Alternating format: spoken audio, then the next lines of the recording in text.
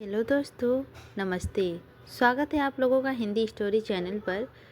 अगला एपिसोड हमने पार्ट 1 डाल दिया था, ये पार्ट 2 है। और महाभोज उपन्यास लेखिका मनु भंडारी द्वारा रचित बहुत अच्छे उपन्यास है। आप लोग इसे संपूर्ण तरीके से सुनिएगा, बहुत अच्छी लगेगी। तो चलिए हम लोग शुरू करते हैं पार्ट 2। जहाँ से समाप्त किए थे वहीं से शुरू होते हैं। तब बाबू खिसिया कर रह गए। मन में कहा, यह आदमी तो हाथ में नहीं रखने देता कहीं। अब काहे तो कहे क्या। सरकारी विज्ञापन मिलने लगे, कागज का कोटा मिल रहा था। जी उसी में थोड़ी दिक्कत पड़ रही थी। बात यह तो बताइए ना, आपकी दिक्कत दूर करने के लिए ही तो मैं यहाँ बैठा हूँ। एकदम कृतक हो गए दत्ता बाबू। मुख्यमंत्री खुद बुलाकर उनसे दिक्कतों की बात पूछ रहे हैं। जी अगर आप कोटा बढ़वा दे तो हो जाएगा। उसके लिए जो खाना पुनी करनी है कर दीजिए, और कुछ परेशानी हो तो बताइए। और दास साहब ने बगल में रखी फाइल उठाकर सामने रख दी। दत्ता बाबू ने संकेत समझ लिया और बड़े अदब से उठते हुए पूछा, तो अब आज्ञा है? फाइल के पन्ने पलटते हुए दास साहब ने कहा, जा सकते हैं आप अब, पर ध्यान रखिए काम बहुत जिम्मेदारी से हो। अब फिर नज़रों को दत्ता बाबू के चेहरे को टिकाकर और आवाज़ में हल्की सी सख्ती लाकर बोले, आपके साप्ताहिक कुछ अंक देखे हैं मैंने। बात की असलियत पर उतना ध्यान नहीं रखता आपका। जासूसी किस्से कहानियों की तरह बहुत चटपटा और सनसनीखेज बनाकर छिपते हैं। आपकी बातों को आगे से ऐसा ना हो। खड़े होने के साथ ही बड़ी इस दुबलती से लड़खड़ा दिया। दत्ता बाबू को हल्कलाकर बोले, जी वो बात जो हुआ उसकी सफाई नहीं मांग रहा, आगे सावधानी बरतिए। और दास साहब ने अपना सिर फाइलों में गड़ा दिया। दत्ता बाबू दास साहब के यहाँ से निकले तो भय और प्रशंसा के बोझ से दबे जा रहे थे। उन्होंने सीधे प्रेस का रास्ता लिया। अंक करीब करीब छप ही गया तो होगा। हत्या की बात तो उन्होंने भी लिखी है, और काफ़ी सनसनीखेज बनकर ही लिखी है। दास साहब की अंतिम बात और उनका उस समय का तेवर याद आते ही भीतर तक थरथरा गए। अभी जाकर रुकवाते हैं, जैसे भी होगा रात भर में दोबारा छपवा लेंगे। सरोरा के सुकुल बाबू के भाषण की रिपोर्ट तो अभी तक आई नहीं होगी। यह भी मालूम नहीं कि भवानी ने भेजा किसे है वहाँ। वैसे तो अगले ही अंक में देते उसे। यदि रात में आ जाती है तो इसी अंक में दे देंगे। ऐसा निकालना है इस अंक को कि दास साहब भी मान जाए, एक बार नज़रों में चढ़ जाए। मसाल तो पो 12। प्रेस पहुंचकर देखा, भवानी आखिरी फरमे के मेंटर ओके मशीन को चढ़वा चुका था और घर जाने की तैयारी में था। वैसे ऐसे कभी हो नहीं पाता। जिस दिन अंक निकालने वाला होता है उससे पहले वाली रात प्रेस में ही गुजारनी पड़ती है भवानी को। उसे बाहर जाने के तैयार देख दत्ता बाबू ने पूछा, यह अभी इससे कहाँ चले? भवानी ने तुरंत जेब से सिनेमा के 3 पास निकाल के मेज पे फैला दी और हंसकर कहा, आज 9 बजे के बाद का समय भवानी ने अपने नाम कर लिया है। वैसे आखिरी फर्मा मशीन पर चढ़वा दिया है। सवेरे अंक तैयार। ऐसे की तैसी तुम्हारी और तुम्हारी भवानी की आज जाना नहीं हो सकता। मालूम भी है मैं कहाँ से आ रहा हूँ? दत्ता बाबू के कंधा दबाकर खड़े हुए भवानी को फिर कुर्सी में धांस लिया। तुम कहीं से भी आ रहे हो, मेरा जाना नहीं रुक सकता। नहीं गया तो आज कत्ले आम हो जाएगा। दत्ता बाबू की गिरफ्तार से छूटने की कोशिश करते हुए भवानी ने कहा। क्या बात का कुछ सिर पैर नहीं समझ आया भवानी के। और तब दत्ता बाबू के पहले मशीन रुकवाई और बाद में बैठकर भवानी को अपने और दास साहब के बीच हुए वार्तालाप के ब्यौरा बताया। दास साहब ने खुद बुलाकर कहा, यह सब तुमसे दास साहब की कृपया हो जाए तो देर नहीं लगेगी। मसाल की रोशनी को देश के कोने कोने में फैलाने में। जाने को उत्सुक भवानी पसर कर बैठ गया और जूते खुलकर पैर भी ऊपर चढ़ा दिए। सच यार, मैं तो सोच रहा था कि मसाल के बंद होने को आपातकाल के मत्थे मरकर मैं भी कोई लंबा हाथ मार लूँगा, पर बूढ़ों के तेज चीख उसे मालूम था असली कारण मुझ पर ही उल्टा आया। 1 मिनट को तो सचमुच की हवा खिसक गई मेरी, लेने के देने पड़ गए, पर बात का ज़्यादा तुक नहीं दिया। तुम तो सबसे पहले जाकर कागज़ का अपना कोटा डबल करवा लो। खैर यह सब बाद में होगा, सबसे पहले नए अंक तैयारी करो। सरोहा किसे भेजा है? कोई रिपोर्ट आई? सुकुल बाबू के भाषण क्या? अभी कहाँ से आएगी? इसी अंक में तो जाना भी नहीं था उसे। नरोत्तम लौट भी आया होगा तो सवेरे ही संपर्क होगा उससे। तो नहीं, यह रिपोर्ट भी इसी अंक में जाएगी, नहीं तो अंक शाम तक निकलेंगे। पर अंक ऐसा निकले कि बस थाक जम जाए। हाँ, कम से कम 2 साहब पर तो थाक जम ही जाए। अंक निकाल कर देखा कि पहला और अंतिम पेज बदल देने से बात बन जाएगी। वानी के घर आदमी भेजकर खबर करवा दी गई। जो कंपोजिस्टरों की वापस बुलवाया गया, दत्ता बाबू कागज कलम लेकर बैठ गए। रोज ही कागज रटने वाले के लिए भी लिखना इतने संकट का काम हो सकता है, यह आदमी पहली बार महसूस किया। दत्ता बाबू ने बाएं हाथ में कुछ भी घसीट देने वाले दत्ता बाबू जिम्मेदारी के बोझ के नीचे कुछ ऐसे दबे ही कलम की खंडित हो गई उनकी। 2 लाइन लिखते ही 4 लाइनें करते। इस समय अपने लिखे की अपनी नज़रों से नहीं, वरंदा साहब की नज़रों को देखकर तोल परख रहे थे दत्ता बाबू लिख लिख कर दे रहे थे। कंपोजिस्टर कंपोज करता जा रहा था। रात में ही भवानी को जाकर नरोत्तम को जगाया। नरोत्तम की रिपोर्ट तैयार नहीं थी, सो नरोत्तम को ही पकड़ लाया भवानी। वहीं बैठकर रिपोर्ट तैयार की जाएगी दत्ता बाबू के सहयोग से। और इस तरह बीसू की मौत को लेकर शहर का यह तीसरा कोना, जो बहुत साधारण और निष्कर्ष का, एक एक महत्वपूर्ण और सक्रिय हो उठा। रात भर एक अजीब सी खलखली मची रही और इसी कोने में एक उत्तेजनापूर्व खलबली।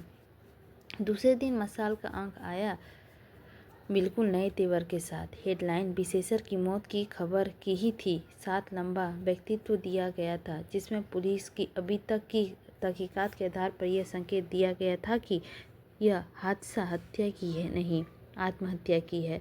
साथ ही दास साहब की सख्ती से दिए गए उसे आदेश का हवाला भी था, जिसमें पुलिस की गहरी छानबीन करके एक बेबाक रिपोर्ट तैयार करने की ताकीद की थी। अंत में सुकुल बाबू के भाषण का एक जिम्मेदार व्यक्ति की निहायत गैर जिम्मेवाराना हरकत बताते हुए यह आरोप लगाया था कि उन्होंने एक छोटी सी घटना को महज अपने राजनीतिक स्वार्थ के लिए मनमाने ढंग से विकृत करके लोगों को बिला वजह तनाव बढ़ाने की निंदनीय काम किया है। संपादकीय में संक्षेप में पर अधिक तीखी भाषा में उन्हीं सब बातों को समेटते हुए जनता का आह्वान किया था कि और अधिक समय तक वह इस तरह से राजनीतिक चालों और चुनाव जीतने का हथकंडों का शिकार ना बने। यानी मिस्टर बीसू की मौत का एकाएक मसाल को प्रजातंत्र की जिम्मेवारियों के लैंस करके एक महत्वपूर्ण अखबार बना दिया गया और दत्ता बाबू को एक जिम्मेवार संपादक। शिक्षा मंत्री त्रिलोचन सिंह रावत की कोठी पर इस नाम का कम ही लोग जानते थे। इन्हें सबके बीच तो लोचन भैया के नाम से ही जाने जाते थे। केवल नाम से ही लोचन नहीं, कुछ समय पहले सचमुच ही जनता के प्रिय लोचन हो गए थे। बात कोई बहुत पुरानी भी नहीं, मुश्किल से 4 साल पहले की है। उस समय सुकुल बाबू भी विधानसभा के सदस्य थे। तभी राजनीति में ऐसी मारक हवा चली जिसमें बड़े बड़े राजनेताओं की रीढ़ के नीचे खींचकर दुम में बदल दिया था, जो अपने से ऊपर वाले के सामने केवल हिलती रहती थी। डोल पीटने की दुहाई देने के लिए तो जरूर प्रजातंत्र था, पर अपनी असलियत पर यह प्रजा बिल्कुल बेगामी और तंत्र मुट्ठी भर लोगों की मनमानी। ऐसे समय में लोचन बाबू सुकुल बाबू के विद्रोह और ठोकर खड़े हो गए। अपनी रीढ़ पर खड़े होने की कीमत तो चुकानी ही थी, चुकाई भी।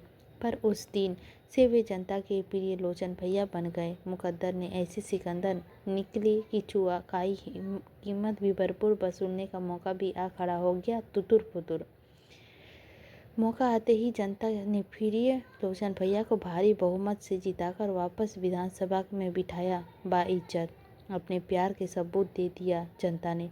तब तो लोचन भैया ने वफादारी निभानी है, बहुत बड़ी बड़ी बातें की थी, लंबे चौड़े आश्वासन दिए थे।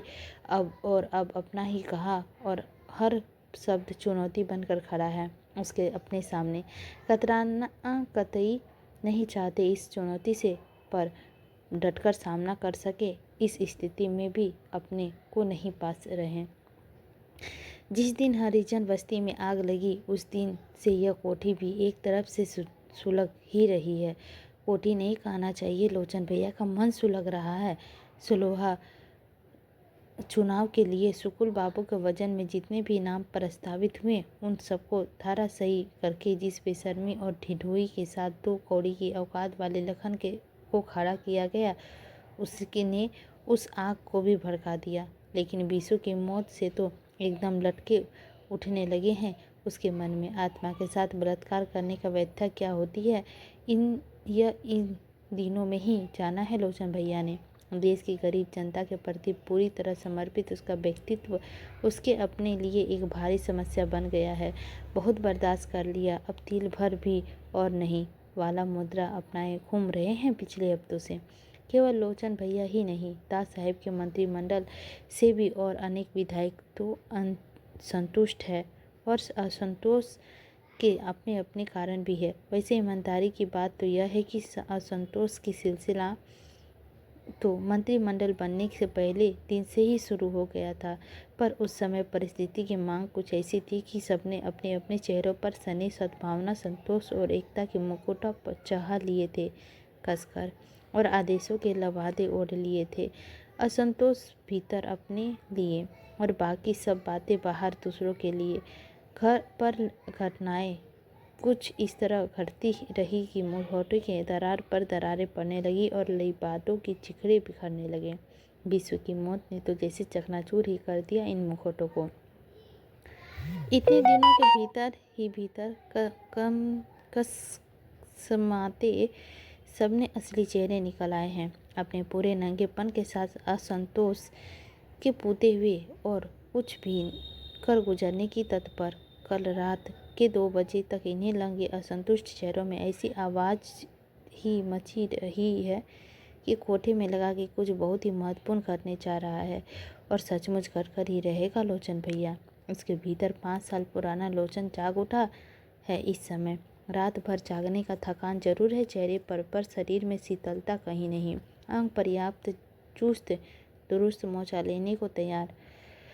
पार्टी अध्यक्ष सवा शिव अन्य की जिन्हें वो लोग अप्पा साहब कहते हैं प्रतीक्षा में बैठे हैं। सवेरे लोचन बाबू ने सबने मिलने के लिए समय मांगा तो अप्पा साहब ने बताया कि वे इधर आ रहे हैं किसी काम से और ठीक 9 बजे खुद ही पहुंच जाएंगे। कहा है कि ज़रूर पहुंचेंगे और 9 बजे ही पहुंचेंगे। कुछ ऐसा विपरीत स्थितियों में जीवन जिया है अप्पा साहब ने कि बात के पाबंद तो हो ही नहीं सके चाह कर भी। पर समय की पाबंदी का यह हाल है कि लोग चाहें तो घड़ी मिला ले उनके आने जाने से। ठीक 9 बजे प्रकट हुए अप्पा साहब। फलक स्त्री की चुस्त दुरुस्त शुभ वादरी खादी के पोशाक और गांधी टोपी शरीर के एक अविच्छिन्न अंग की तरह शोभा सिर से ही चिपकी रहती है। यह टोपी शायद ही कभी किसी ने लंगे सिर देखा हो। अप्पा साहब को छड़ी लेकर चलते हैं, उम्र के कारण कहीं बाएं पैर लड़खी सी लड़खड़ाई है। 42 के आंदोलन में हुआ नहीं तमगा बड़े गर्व से परिचय देते हैं अपनी इस टांग और एकाएक अपनी पीढ़ी की परिस्थिति के 2 एक वाक्य उछाल देते हैं। हमारी पीढ़ी में तो केवल त्याग करना ही जाना है, आकांक्षा अपेक्षा तो कुछ रखी ही नहीं कभी। और आज की पीढ़ी त्याग करेंगे कन भर और बदले में चाहने मन भर। बात ठीक भी है। अप्पा साहब ने पीढ़ी के उन लोगों के लिए तो 100% ठीक है जो त्याग करते करते ही एक दिन चोला समेट कर शहीद हो गए। जो बच गए वो बेचारे क्या करें इस कलयुग हवा में आगे मजबूर। लोचन बाबू को बढ़कर बिना जरूरत के हाथ का हल्का सा सहारा देकर सोफे पर बिठाया। अब्बा साहब को शायद अतार भरी आत्मीयता दिखाने के लिए। रात बड़ी देर तक बैठक होती रही तुम्हारे यहाँ, बहुत उखड़ पिछड़ वाली बैठक।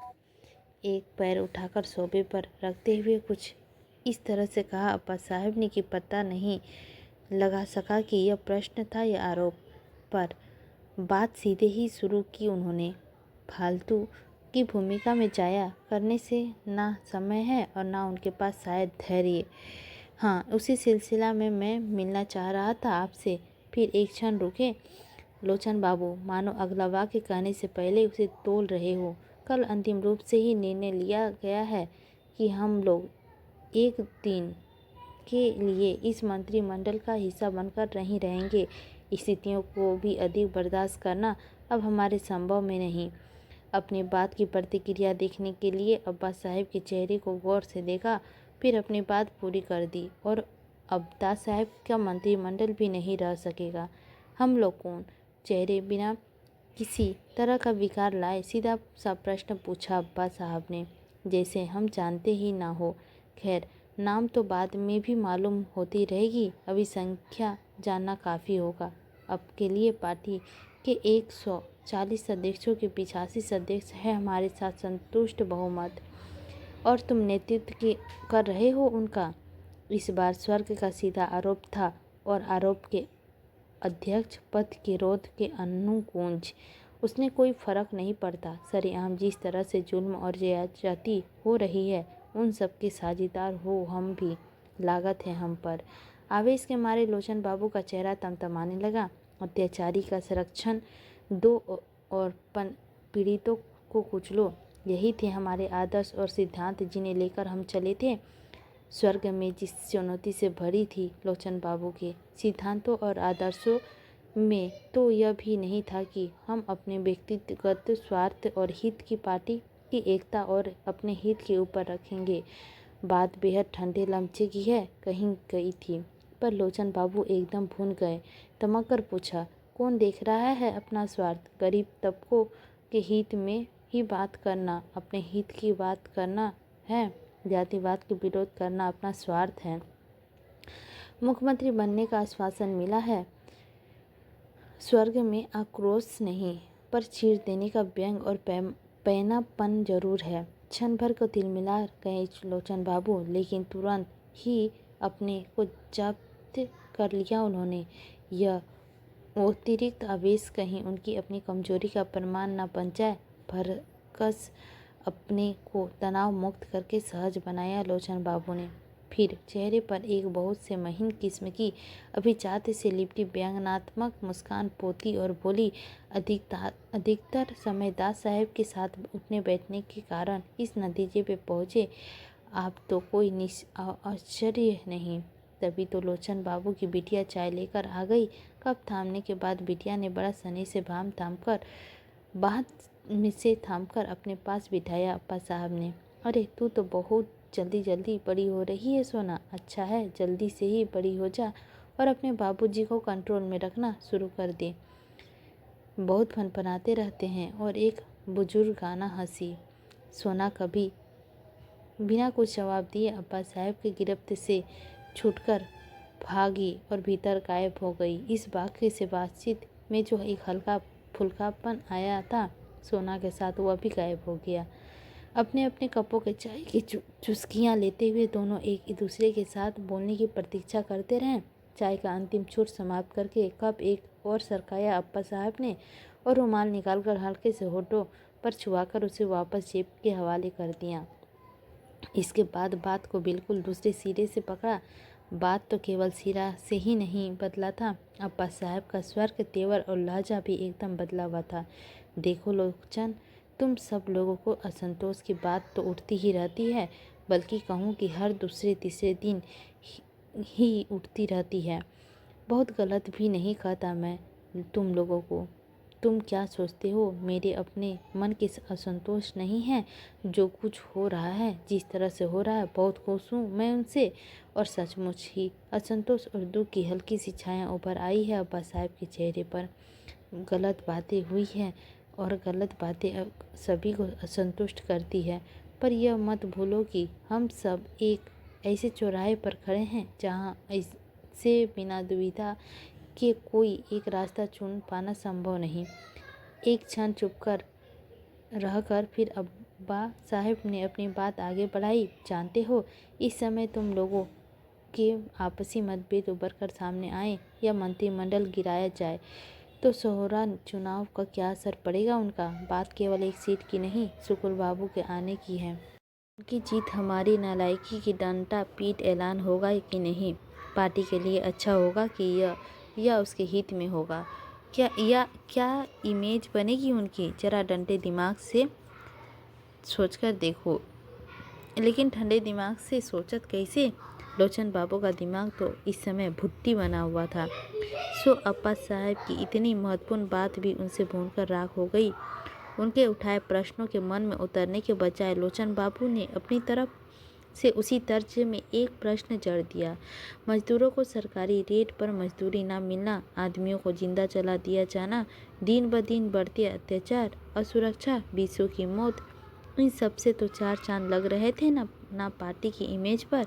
पार्टी का ध्यान ही किसे रह गया था आज? आवेश में ही रह कर उमर ही आता है लोचन बाबू का स्वर्ग में क्या करे? उनके व्यक्तित्व की बनावट ही ऐसी है। तनिक भी आहट नहीं हुए अब्बा साहब इस आवेश में पार्टी की सुरक्षा को सुनाम दोनों को बनाए रखना उनका दायित्व है और वे काफ़ी सचेत भी है अपने इस दायित्व के प्रति। हाँ, प्रतिष्ठा पर ठेस तो लगी ही है इन सब बातों से। अब जो थोड़ी बहुत प्रतिष्ठा बची है उसे तुम मिटिया मेट कर दो। एक बड़ी ही असहाय सी कतारना उम्र आई उनके चेहरे पर। जनता के अंतर विश्वास, प्यार और सद्भावनापूर्ण समर्थन की मजबूत पायों पर खड़े होकर भी हमारी पार्टी का उम्र जुम्मा 8 दिन बस।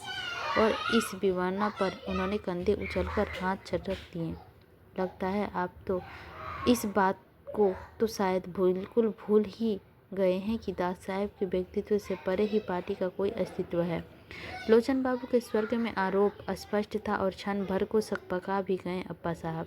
पर फिर भी बात को संभालते हुए बोले, तुम गलत समझ रहे हो। मेरा मतलब केवल इतना ही था कि शुक्ल बाबू का अपना पूरी पार्टी के लिए खतरनाक साबित हो सकता है। इसे मत भूलो।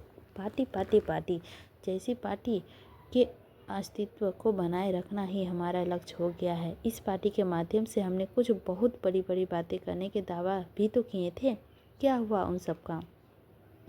अपनी कहीं बातें ना कर पाने का क्षोभ साफ झलक रहा था लोचन बाबू के चेहरे पर भी, उनके स्वर्ग में भी। पर अब्बा साहब पर कोई खास असर नहीं हुआ इस क्षोभ का। बड़े सहज भाव से बोले, होता तो कभी कभी ऐसा भी। मंजिल तक पहुंचने के लिए हम सड़क बनाते हैं। जब सड़क बन रही होती है उस समय हमारा लक्ष्य होता है वही हमारा केंद्र। मंजिल पर पहुंचने का केंद्र माध्यम तो वह बनने के बाद भी बनती है। अपनी इस उच्चमा की सटीकता पर वे खुद ही गद्दार हो गए। लगा जैसे अपने भीतर उठते ही सारे प्रश्नों का समाधान भी उन्हें मिल जाएगा। पर लोचन बाबू ने एक वाक्य में ही चौंक कर दिया। उन्होंने सारी सोचकर, जो सड़क रोज 1 गज बनती है और 2 गज खोदती है, उसे पूरी होने की बात पर क्या आप सचमुच विश्वास करते हैं? आप भर्म में ना रहना चाहते हैं? जरूर रहें, पर अब यह दोहरी जिंदगी जीने मेरे बस की नहीं। मानो अंतिम फैसला सुना दिया लोचन बाबू ने।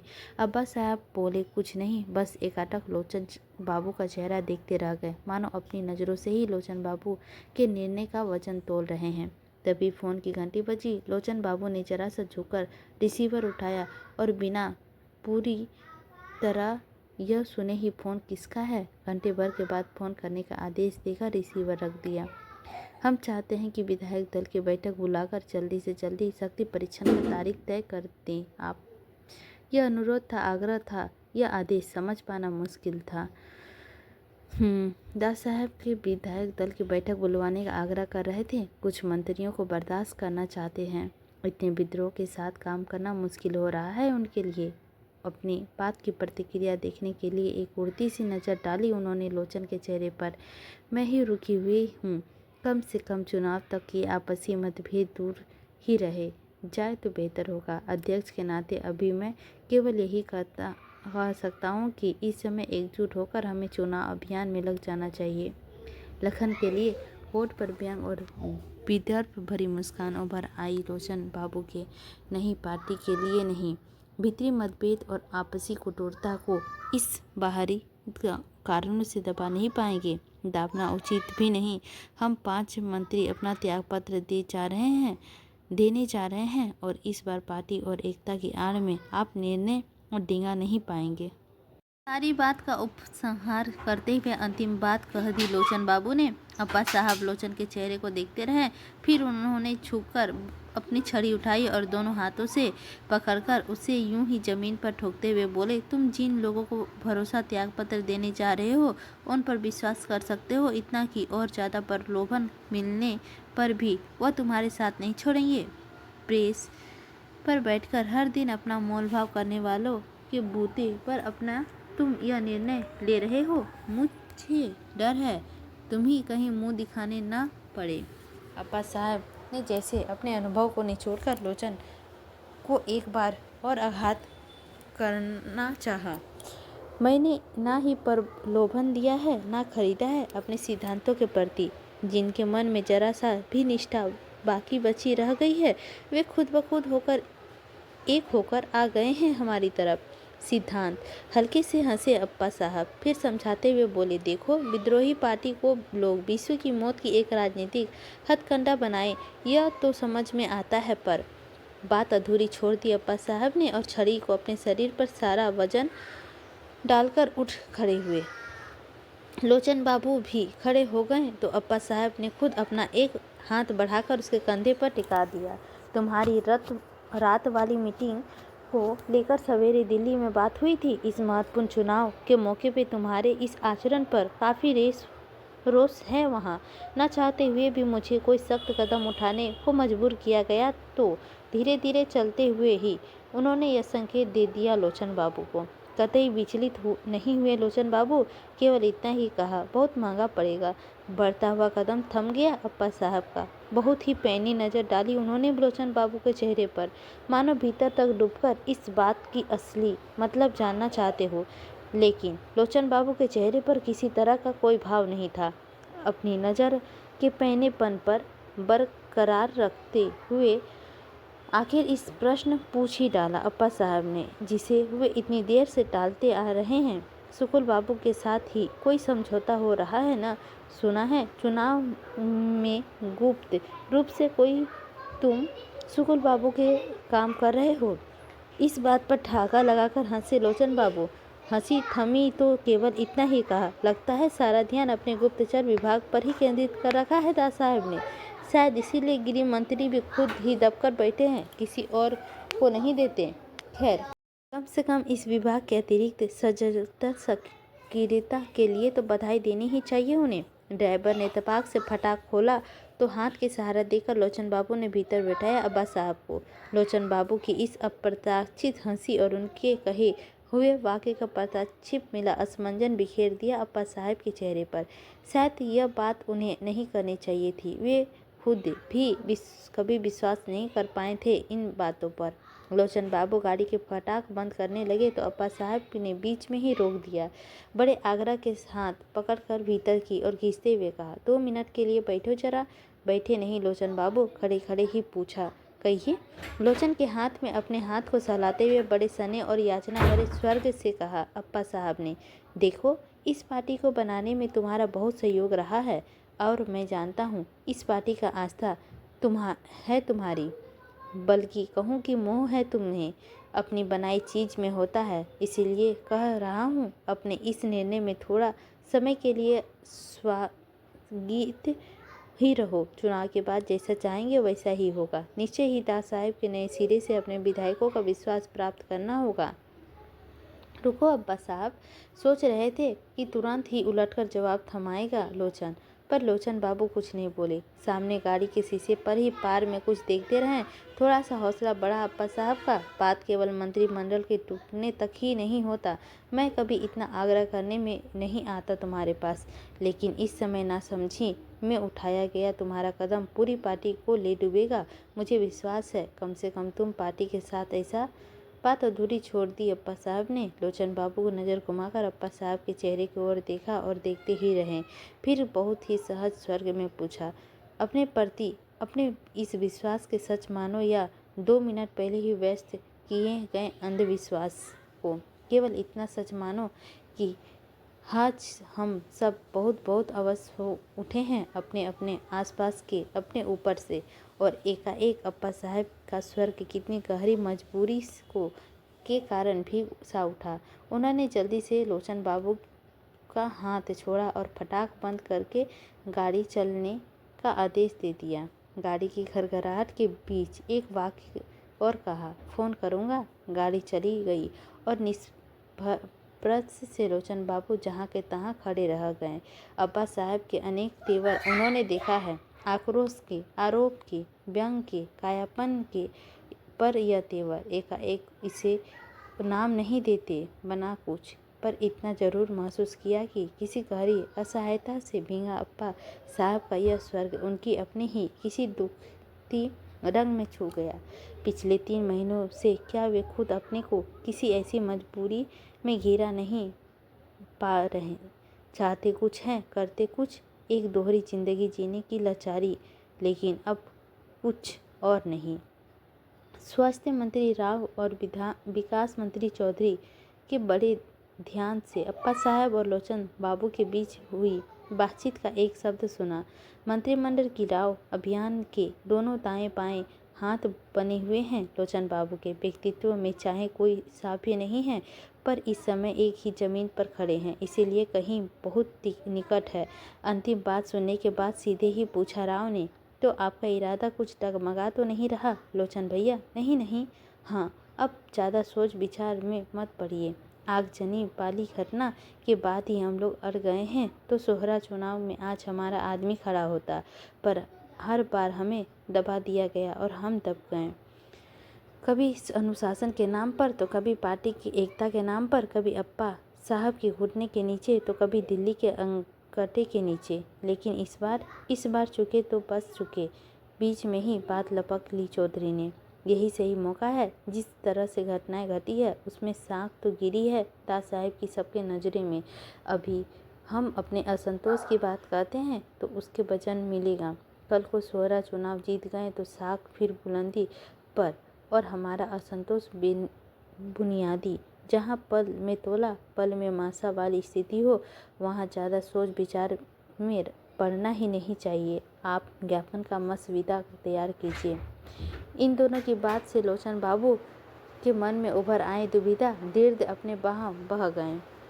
उत्साह से भरकर ही उन्होंने कहा, ठीक है, मसविदा तैयार कर लेते हैं हम, और अधिक से अधिक लोगों का हस्ताक्षर करवा देते हैं अप्पा साहब को। इस बार सोच के पुट राव का स्वर्ग में था, लेकिन स्वर्ग प्रतीक्षा की नहीं पड़ी उन्हें बाहर आने में। सीधे ही पूछा राव ने, विज्ञापन देने से पहले हम लोग आपस में और कुछ बातचीत कर लें तो क्या ज़्यादा अच्छा नहीं होगा? बहुत साफ बातचीत बिना किसी राग लपेट के। और इसकी मंजरी आंखों में एक अस्पष्ट सी धुंधता उभर आई। राव का मतलब समझने में देर नहीं लगी और ना ही उन्होंने नासमझ बनाने की कोशिश की। केवल इतना ही कहा, ये सब बात तो बाद में ही हो सकता है, पहले बहुमत को प्राप्त कर लो। लोचन बाबू की आवाज़ की शक्ति और सर्दी का कोई खास असर नहीं पड़ा राव पर। बेहिचक से कहा उसने, बहुमत प्राप्त कहाँ से होगा? हवा से तलवार भांजने का कौन तैयार होगा भला? 5 मंत्री त्यागपत्र देने को तैयार हुए हैं, आखिर किस आधार पर? क्यों? दास साहब की नीतियों में अहमियत के कारण। जोर से हंसा राव, मानो कोई बहुत ही मज़ेदार बात कह दी हो। लोचन बाबू ने जब हंसी थमी तो अपनी मंजरी आंखों को लोचन बाबू के चेहरे पर टिकाकर बोला, यहाँ आप जनता के सामने बोल रहे हैं लोचन भैया? बलि चढ़ाए जाने वाले 2 बकरों के सामने बोल रहे हैं। घास पात की कुछ व्यवस्था तो करेंगे ही या नहीं? अन्यास ही लोचन भैया के मन में अप्पा साहब का कहा हुआ वाक्य क्रोध आया। हर दिन अपना मोल भाव करने वाले लोगों के बूते में तुम यह निर्णय ले रहे हो? और क्षण भर पहले उन उमड़े जोश पर फिर ठंडे छींटे पड़ गए। लगता है आप लोग तो सारा हिसाब किताब करेंगे कि आए हैं, और फिर अपनी कीमत भी बता दीजिए। बात में यहीं पर कहने के लफ्ज़े के भीतर तक काट देने वाली व्यंग की धार जरूर थी, मगर राजनीतिक में रहकर जिनकी खाल गंडे की तरह हो गई हो, वे करते ही नहीं इतनी आसानी से। करके तो नहीं आए, पर करने जरूर आए हैं। स्वर्ग में ना कहीं संकोच था, ना दुविधा। राव की हर बात पर चौधरी का गर्दन जिस तरह हिल रहा था, उसे साफ लग रहा था दोनों अपनी अपनी गोटियां बिछा चुके हैं। मैं कौन होता हूँ घास पात डालने वाला, क्षोभ भरी कतराता उबर भरी लोचन बाबू के स्वर्ग में। बस आपकी इस बातों से मन में शंका जगा देती है लोचन भैया। अब कौन नहीं जानता कि असंतुष्टों में आपके समर्थकों की संख्या ही सबसे अधिक है। बागडोर आपके हाथ में ही रहेगी, घास पास कोई दूसरा आएगा डालने। राव की इस बात पर मन एकदम खींच आया लोचन बाबू का। फिर भी अपने को जब्त करके इतना ही कहा, शाम को तो सब लोग मिल ही रहे हैं, आप लोग जो चाहें जैसा चाहें तय कर लीजिए, मुझे बहुत बड़ी बाधा नहीं पाएंगे उसमें। आवाज़ में कुछ ऐसी उदासीनता थी सारे प्रसंग के प्रति कि राव और चौधरी असमंजन में पड़े टुकुर टुकुर मुँह ही देखते रहें एक दूसरे का। फिर सारी बात की निहायत की हल्की फुल्के स्तर पर ले जाकर कहा राव ने, ठीक है, हम आपके हुक्म के गुलाम हैं लोचन भैया, आप ज्ञापन तैयार कीजिए, हम हस्ताक्षर करेंगे और करवाएंगे। और अंत में चलने से राव ने विजेता का मुद्रा में कहा, राव या तो किसी काम को हाथ में लेता नहीं और लेता है तो फिर किनारे लगाकर ही छोड़ता है। समझ लीजिए कि विश्व की मौत दास साहेब के मंत्रिमंडल की ही मौत बनकर रह जाएगी। अब अपनी इस घोषणा से लोचन बाबू के मन में अपनी कीमत होने का पूरा एहसान जगाकर चले जान गए वे दोनों। पर लोचन बाबू की मंत्रिमंडल की मृत्यु की घोषणा से पुलकित हो रहे हैं, न राव चौधरी की कीमत का चमत्कृत। एक ही प्रश्न है जो उन्हें तरह तरह के मत रहा है, यह सब वे किस लिए कर रहे हैं, क्यों कर रहे हैं? क्या यही इसी परिवर्तन के लिए शुक्ल बाबू की पार्टी और विधानसभा छोड़ी थी उन्होंने, इस क्रांति का सपना देखा था? और क्या इसी टुच्चेपन की सौदाबाजी के लिए मंत्रिमंडल गिराने की बात सोच रहे थे वे? नाम, चेहरे, लेबू भले ही अलग अलग हो, पर अलगाव है कहाँ? शुक्ल बाबू, दास साहब, राव चौधरी। तब पो अभी पूरी तरह से फटी भी नहीं, वातावरण में धुंधल का शेष है। दास साहब नंगे पैर हरी धूप पर चहकदमी कर रहे हैं। ओस भींगी धूप पर घूमने से केवल नेत्रों की ज्योति ही नहीं बढ़ती, मन मस्तिष्क भी ऐसे तरावट आता है कि सारा दिन आदमी तनाव मुक्त होकर काम करता है, मन सात चित पुलकित। पांडे जी भी साथ है दास साहब के। भोर का सुहाना समा, ठंडी ब्यार और सुकून देने वाला दास साहब के साथ फिर भी चिंता और परेशानी की लकीरें हैं कि दाब पंडित जी की चेहरे पर मिट नहीं रही। लोचन बाबू के घर रात 2 बजे होने वाली बैठक का पूरा ब्यौरा सुनने के बाद भी जैसे बोझ हल्का नहीं हुआ पांडे जी का। आज ही अप्पा साहब से मिलने वाले को लोचन बाबू को लगता है कि इस बार पहले की तरह मानने वाले भी नहीं हैं ये लोग। शुक्ल बाबू के कारण ही यह चुनाव काफ़ी सिरदर्द बना हुआ है। ज़रूरत तो इस समय यह है कि सब लोग एकजुट होकर काम करें। सो मदद तो दूर, ऐसी मौके पर स्वर्ग में इतना क्षोभ इतना गहरा हो गया है कि बाकी शब्द उसी में डूब गए। इस बात बहुत ध्यान से सुन रहे थे दास साहब और मन में कहीं गहरे उत्तर भी नहीं थे, पर चेहरे पर किसी तरह का कोई विकार नहीं, कोई प्रतिक्रिया भी नहीं। 85 लोग समर्थन करने जा रहे थे लोचन बाबू का। बहुत आशावादी है लोचन। अच्छा है, इस उम्र में आशावादी होना चाहिए व्यक्ति को। मात्र उम्मीद की डोर बंधा हुआ आदमी अब भी बहुत कुछ कर गुजरता है कभी कभी। पांडे जी इस समय इस तरह का प्रतिक्रियाओं की अपेक्षा नहीं कर रहे। सीधे से पूछा, लोचन बाबू से मिलेंगे आप? समय तय करूं अप्पा साहब से। शायद इस बार। पांडे बात बीच में ही तोड़ दी दास साहब ने। तुम्हें सोहरा चुनाव की जिम्मेदारी दी है, तुम उसे ही संभालो। इधर की चिंता से अपने को परेशान करने की जरूरत नहीं। बहुत चौकस रहते हैं दास साहब, हर व्यक्ति अपनी जिम्मेदारी और अधिकार की सीमा के भीतर ही रहें, उसमें जहाँ तक संभव हो दास साहब हस्तक्षेप नहीं करते, पर दूसरे भी अपनी सीमाओं के अतिक्रमण करें उनकी छूट कतई नहीं देते। पांडे जी के यह काम जरूरी है कि शहर के हर कोने में होने वाली गतिविधि की सूचना दास साहब को दे, पर मात्र सूचना दे, उनमें से दास साहब में होने वाली प्रतिक्रिया जानना या दास साहब की योजनाओं को जानना उसके अधिकार की सीमा में नहीं आता। हाँ, सरोहा के काम उन्होंने खुद पंडित जी को ही सौंपा है, पूरे विश्वास के साथ और पूरे अधिकार देकर। सो बात को उसी प्रसंग में लाकर उन्होंने पूछा, सहोरा के भाषण 15 तारीख को है या यानी परसों? जी हाँ, तैयारी। घरेलू उद्योग योजना का प्रचार पूरे जोर शोर के साथ हो रहा है। हमारे लोग घर घर जाकर समझा रहे हैं और फॉर्म भरवा रहे हैं।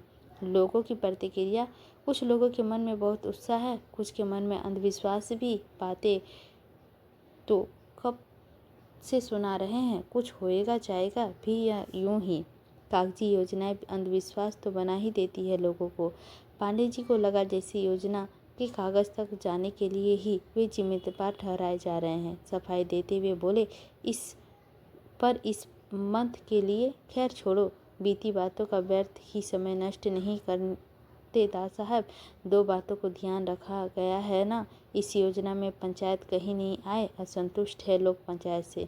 जी नहीं, एक अलग दफ्तर की व्यवस्था की गई है, सरकार का सीधा नियंत्रण रहेगा उस पर। उस योजना का अधिक से अधिक लाभ हरिजनों और खेत मजदूरों को ही मिले। आप निश्चित रहें। तुम्हें काम सौंपने के बाद मैं निश्चित ही रहता हूँ, जितना सोचता हूँ उससे अधिक ही संतोषजनक मिलता है तुम्हारा काम।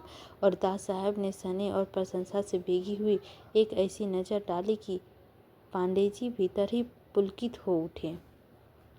काम करने वाले का भरपूर श्रेय तो देता है मौका आने पर, यथासंभव परिश्रम देने में भी नहीं चूकते दास साहब। सुकुल बाबू की मीटिंग बर्दाश्त होने की धूल धक्कड़ अभी बैठा ही नहीं कि गांव की नई चहल पहल शुरू हो गई। दूसरे दिन सवेरे ही गली गली और घर घर की दीवारें पर घरेलू उद्योग योजना के पोस्टर चिपकाने लगे और शाम तक यह स्थिति हो गई कि जिधर नज़र उठाओ मुस्कुराते हुए दास साहब के नीचे योजना का रूपरेखा मानो उसकी मुस्कान से ही बाहर निकल कर रही है। योजना 5-7 स्वयं सेवक किस्म के घर घर जाकर लोगों के घर घर जाकर विस्तार से इस योजना के बारे में समझा रहे हैं, फॉर्म भरवा रहे हैं और साथ ही बताना भी नहीं भूलते कि 15 तारीख को मुख्यमंत्री स्वयं आ रहे हैं योजना का उद्घाटन करने।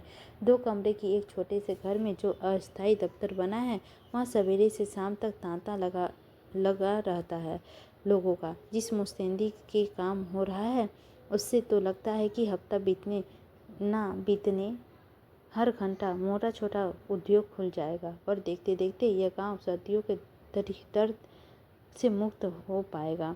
चंद दिनों में ही गांव का सारा माहौल बदल गया है। इस योजना में लोगों की बातचीत का भी विषय यही है, सोच का विषय भी यही। हाँ, गांव का एक दल ऐसे लोगों का भी आया है जो सरेआम इस योजना का चंदियाँ बिखेर कर लोगों के आगाह कर रहा है और बीसू की मौत में भरकर जिंदा रखने की कोशिश कर रहा है। बीसू मर गया कोई बात नहीं, पर बीसू की मौत का प्रसंग मर गया और इस समय तो वे कैसे जिंदा रहेगा। अजीब रस्साकसी हुई है गांव में और आज तो रस्साकसी अपनी पराकाष्ठा में पहुंच गई। मुख्यमंत्री दास साहब आ रहे हैं गांव में। एक तरफ उसका स्वागत की तैयारियां हो रही है जोर शोर से, सादगी पसंद दास साहब की सख्त हिदायत के कारण किसी तरह का कोई तामझाम तो नहीं है। हाँ, उत्साह भरपूर है और चारों ओर से उत्साह फैलाने का प्रयत्न भी भरपूर है। गांव के नए चेहरों की बाढ़ सी आ गई है। काफ़ी संख्या में पुलिस भी उतर आई है, कुछ सरकारी वर्दी में, कुछ शाखा वर्दी में। सुकुल बाबू के भाषण वाले दिन ही दुगुनी गहमा गहमी है आज। स्वाभाविक है कि कुर्सी में उतरे हुए मंत्री और कुर्सी पर बैठे हुए मंत्री कितना अंतर होता है। दूसरी तरफ काली डंडियों और बड़े बड़े पोस्टरों का अंबार लगा हुआ है जिनमें आगजनी की बीसू की मौत की जवाब मांगते हुए बड़े तेज और तीखे नारे लगे हुए हैं। गांव में अधिकतर लोगों के यह तमाशा जुब्बन पहलवान के अखाड़े में होने वाली कबड्डी का काम दिलचस्प नहीं। ठीक समय से कुछ पहले ही दास साहब की गाड़ी आ पहुंची। आगे पीछे और गाड़ियां भी है, पर सीधे मंच की तरफ नहीं बढ़ी दास साहब की गाड़ी।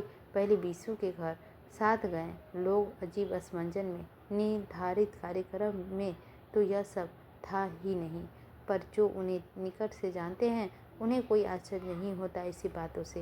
वे जानते हैं दास साहब की इंसानियत तकाजा हमेशा निर्धारित कार्यक्रम में किसी तरह तोड़ता मटोड़ता रहता है। गाड़ी नहीं जा सकती घर तक, इसीलिए कहा गया है कि हीरा को यहीं ले आते हैं।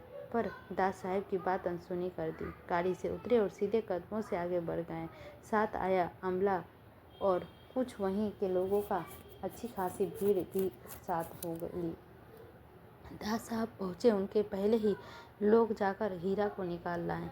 बेचारा एकदम भौचक सा समझ नहीं पा रहा था कि क्या कहें क्या करें। दास साहब ने सहानुभूति से पीठ पर हाथ रखा तो बस 2 बूंद आंसू में चूकर झुर्रियाँ में समा गए। बहुत अफसोस हुआ बसेसर का, पर अब तो हौसला रखो, दास साहब ने बहुत धीमे से कहा और हीरा को उसी कंधे से थामे गाड़ी में ले चले। गाड़ी तक आकर हीरा बेचारा हाथ जोड़कर खड़ा हो गया। कहा उसने कुछ नहीं, पर बेतहर कतार बेहद कृतज्ञ हो आया था वह।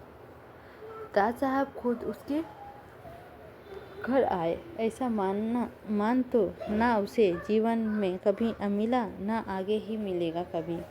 लेकिन जब दास साहब की उसे गाड़ी में बैठने को कहा तो एकदम हकबका गया। जिंदगी में कब नसीब हुआ उसे गाड़ी में बैठने का, वह भी दास साहब की गाड़ी में।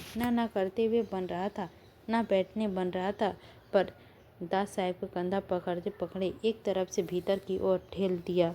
बेहद सुख उठाते हुए सिमट कर एक कोने में बैठ गया बेचारा। बगल में दास साहब। गांव की भीड़ बड़ी हुलूस कर देख रही थी यह सब दृश्य। दास साहब के इस बड़प्पन के आगे सभी नतमस्तक हो गए। बड़े बूढ़ों को तो शराबी और निष्पंद की कठाई याद हो आई। किसी को ईर्ष्या भी हो रही थी हीरा से। बेटे को जाने के कितनों मरते हैं, पर ऐसा मान। मंच पर भी हीरा को अपने साथ ही ले गए दास साहब। पांडे जी खुद बड़े असमंजस में पड़े हुए हैं इन सब से। दास साहब ने खुद ही हिदायत दी थी कि गांव में अपने आगमन का भाषण का प्रचार घरेलू उद्योग योजना के साथ जोड़कर ही किया जाए। बीसू की मौत का चुनाव के बाद में इतनी अहमियत ना थी जाए, लेकिन अब इधर दर्शकों की भीड़ की काली झंडियाँ और पोस्टर लिए जो लोग बैठे थे, वे लोग बीसू के नाम लेकर नारे लगा रहे हैं। नारों के विरोध का माहौल तो खास नहीं बन रहा, पर बीसू के नाम रह कर हवा की जरूर गूंज रहा है। पिछले 5 दिनों में पांडे जी ने रात दिन एक ही काम किया था। शुक्र बाबू के सारे पोस्टर के ऊपर दास साहब के पोस्टर चिपकवा दिए और घर घर में बीसू की मौत की जगह घरेलू उद्योग योजना का चर्चा चलवा दिए। लेकिन इस बदले माहौल में वे अपनी बात कहाँ से और किससे शुरू करें। पांडे जी का संकट शायद समझ गए दास साहब और उभार भी दिया उन्होंने तुरंत। आरंभिक औपचारिकताओं को पूरा करने का मौका दिया बिना ही उन्होंने माइक संभाला लिया और सीधे श्रोताओं के संबोधित किया। मेरे भाइयों, आज एक बहुत ही खेदजनक मौके पर, एक दुख के मौके पर आया हूँ मैं आप लोगों के बीच। चलने लगा तो लोगों की सलाह दी कि सुरक्षा के विशेष पर बंद करके चलो। बात तो कुछ समझा नहीं। अपने भाई बंधु के बीच आकर तो आदमी वैसा ही सुरक्षित रहता है, यह अंतरिक्ष सुरक्षा कैसी? क्यों? दास साहब एक क्षण रुके और भीड़ के एक सरकरी नज़र डाली। बताया गया है कि आप लोग बहुत नाराज हैं।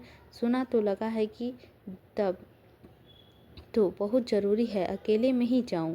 आप लोगों के नाराज़गी मुझ पर है और मुझे ही झेलनी चाहिए और अकेले ही झेलनी चाहिए। दूसरों को इससे साझेदार बनाना तो दूसरे के साथ अन्याय होगा। कुछ समय पहले आप लोगों का अपना प्यार और विश्वास दिया था मैंने सिर हाथ पर रख लिया था उसे। आज यदि आप अपनी नाराज़गी देंगे तो उसे सिर आंखों पर ही लूँगा। मेरी गलती पर नज़र होगा आपका अधिकार है और उसे झेलना मेरा कर्तव्य। दास साहब चुप और सारा माजरा शांत। हाँ, सामने एक और बैठे कुछ नौजवानों के बीच थोड़ी सी सुरसुराहट हुई और वहीं डूब गई। मालूम हुआ कि बसेसर की मौत को लेकर बड़ा तनाव है आप लोगों में। होता तो मुझे ताज्जुब नहीं होता, पर देख रहा हूँ कि ऐसा कुछ नहीं। तनाव गांव में नहीं है, काली छाड़ियों पर सवार करके बाहर से आया गया है। पर मेरी प्रार्थना आपसे मत ओढ़िए इस वाक़ई तनाव को। मैं जानता हूँ कि बीसू की मौत को लेकर तरह तरह के संदेह उठे हैं आपके मन में, स्वाभाविक भी है। और इसीलिए मैंने डीआईजी को सख्त से ही हिदायत दी थी कि वे खुद सारे बयानों को देखें और खुद गौर से देखें।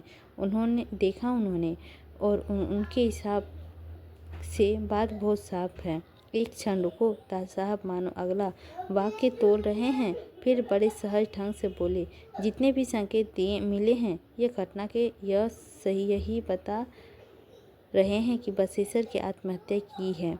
दास साहब का लफ्ज़ रहस्योद्धारण का तर्ज में नहीं था, पर भीड़ में इसकी प्रतिक्रिया कुछ इस तरह हुई। झूठ है, यह सरासर हत्या है। सामने बैठे नौजवानों में एक खड़ा होकर चिल्लाया। बाकी लोगों में खलबली मच गई। सर्दी वर्दी के पास खड़े पुलिस के कुछ लोग हवा में हाथ भांज कर उन्हें चुप कराने लगे। नहीं, कोई रोक उन्हें नहीं, बोलने दो। दास साहब के माइक के रंटे के हाथ थामकर आवाज़ को बुलंद और थोड़ी कड़क खोलकर आदेश दिया। बोलने का, खुद खुलकर बोलने का हम सबको है।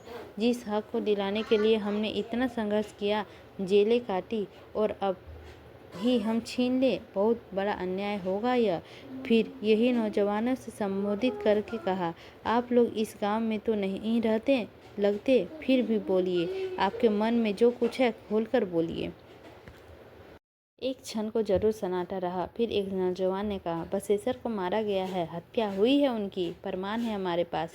दास साहब ने पूछा। नौजवान चुप। मुस्कुराए दास साहब, नहीं है न, खैर फिर भी मैं चाहता हूँ, अगर हत्या हुई है तो सबके सामने आएगी बात, असलियत छिप नहीं सकती। और अब तो मैं भी नज़र गड़ाए बैठा हूँ। मैंने डीआईजी से कह दिया है कि किसी बड़े अफसर को भेजकर फिर से बयान ले आप लोगों के भेजेंगे वे किसी को। इस बार आप खुलकर अपनी बात कहिए, प्रमाण जुटाने का मदद कीजिए पुलिस की। अभी कुछ देर पहले ही आया एक नौजवान जो मजमे में के किनारे अलग अलग साहित खड़ा है, एकाएक सामने आया और दास साहब को संबोधित करके जोर से बोला, अरे दास साहब, काहे यह नौटंकी कर रहे हैं यहाँ? हरिजनों को जिंदा जला दिया गया और आपकी सरकार और आपकी पुलिस तमाशा देखती रही, और हर महीने में खुद तमाशा देख रही हुआ आज तक कुछ मंच पर बैठे लोगों को गर्दनें आगे से निकल गई। विंदा आ गया और निकलो यहाँ से, हरामखोरों कहीं का। कि मिली जुली आवाज़ों ने माहौल में थोड़ी सी हराकत पैदा कर ली।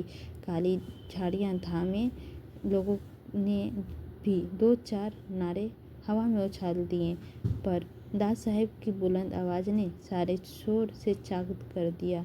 गलत नहीं कहता मेरे भाई, अपने मन में जो गुस्सा है बहुत सही है। अन्याय के लिए क्रोध होगा तभी तो अन्याय मिटेगा।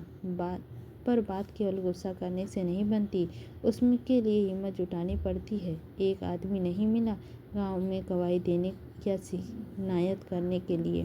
कौन देगा गवाही? मरना है किसी को शिनायत करके 4 दिन यहाँ आकर रह लीजिए, पता चल जाएगा कैसा आतंक है। दास साहब ने बात बीच में ही तोड़कर अपने जिम्मे ले ली। ठीक कहते हैं आप, केवल गांव में ही नहीं पूरे देश में यही हालत हो गई है। आतंक के गले दबा रखे हैं सबने, कोई भी छू नहीं कर सकता। हम लोग शुरू से ही तो कोशिश कर रहे हैं, लोग दहशत से मुक्त हो, निडर बने, खुलकर अपनी बात कहें, पर अभी से भी लोग डरे हैं। सही बात तो कहने की साहस नहीं जुटा पाते। क्षणिक विश्राम और फिर प्रमाण के बिना पुलिस भी तो करे क्या? प्रमाण की ऐसी को तैसी, कौन नहीं जानता कि आग किसने लगवाई? आप नहीं जानते, फिर पकड़ते क्यों नहीं? अभी किसी गरीब का मामला होता तो पिसकर रख दिया जाता बेचारे को। बिंदा की तेज भरी बात से मंच को मजबे दोनों फिर खलबली मच गई, पर दास साहब इस बार की बड़ी सभ्यता और धैर्य को झेल गए। वार को आवाज़ के लेस मात्र के आवेश लिए बिना समझाने के लफ्ज़ में बोले, नहीं भाई नहीं, यह अमीर गरीब का मामला नहीं, कानून का मामला है। और कानून हाथ में लेना लोचन मत दो। कानून हाथ में लेते ही आदमी बेताज का बादशाह हो जाता है। आप लोगों ने तो भोगा है इस बादशाह को। जब जितनी मर्जी आई उठाया और जेल में कोई मुकदमा नहीं, कोई सुनवाई नहीं, कोई फैसला नहीं, कोई सज़ा नहीं। कानून कब्जे में, पुलिस चुंगल में। जिससे चाहो उठाओ, जिसको चाहो पटको। पुरानी बातों से बहकिए मत। बीसू की मौत का हिसाब लेकर ही रहूँगा मैं। आपसे पाई पाई का हिसाब। बिंदा डालेगी भी नहीं, चुप भी नहीं रहेगा और बिकेगा भी नहीं इन टुकड़ों से जो आप डालने आए हैं।